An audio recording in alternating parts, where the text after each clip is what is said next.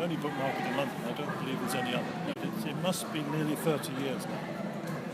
The British Film Institute, they started it. They went to Paris to see how they did it and decided to build these units.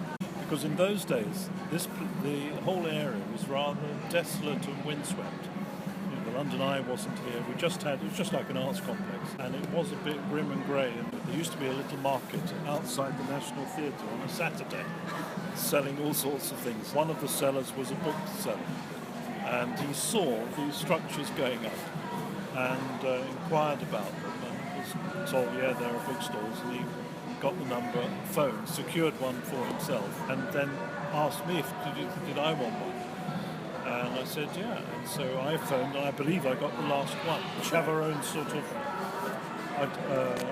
flavour, if you like, as to what the selection is available on the store. I'm selling for the intelligent reader, if I can find such things, for them. So, yeah, arts, history, anything. I've been working here on and off for about 10 years. And I've been running my own stall here for about 3 years.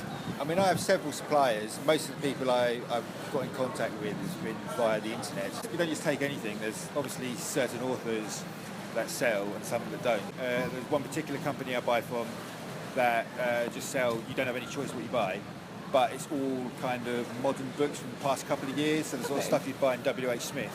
We know they're going to sell as well. But then there's also certain authors like classics and modern classics and Tolkien and stuff like that, you know what I mean, that always sell.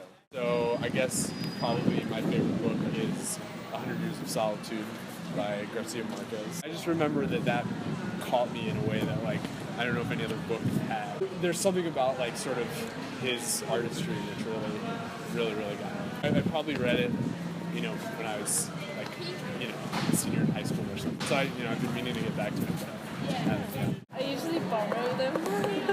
I borrowed A Room with a View. I loved it. I mean, I only really read classics. I haven't read something from a bookstore in a long time. Where I like to read, can I say on the toilet? I remember reading a Winnie the Pooh book, and he reads under a tree, and I was trying to read under all my trees, and I couldn't really get into the book, and then I went to the toilet and read it, and I was so into it, and then I've just read the books in the toilet ever since.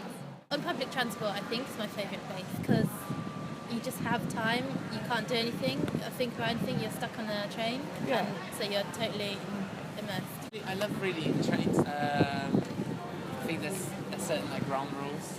Yeah. Like, you can tell best to be like, let's get back to my book now. I've had enough activities. I think that's fine in a train journey. If you're at home and I do that to you, you get really angry. I read in the bath, yeah, it's because my mum did it. I just do it because I miss it. I like when I get a chance to read outside, especially like next to a lake or something. It's always nice. My family vacations by lakes a lot, so it's just like the time that I usually have the chance to read. It's just nice being outdoors. I'm the opposite. I like to read inside with a blanket and a cup of tea. I usually like big squishy armchairs or couches, and I like to curl up into like as small of a ball as possible and just read. My favourite book is On the Road by Jack Kerouac.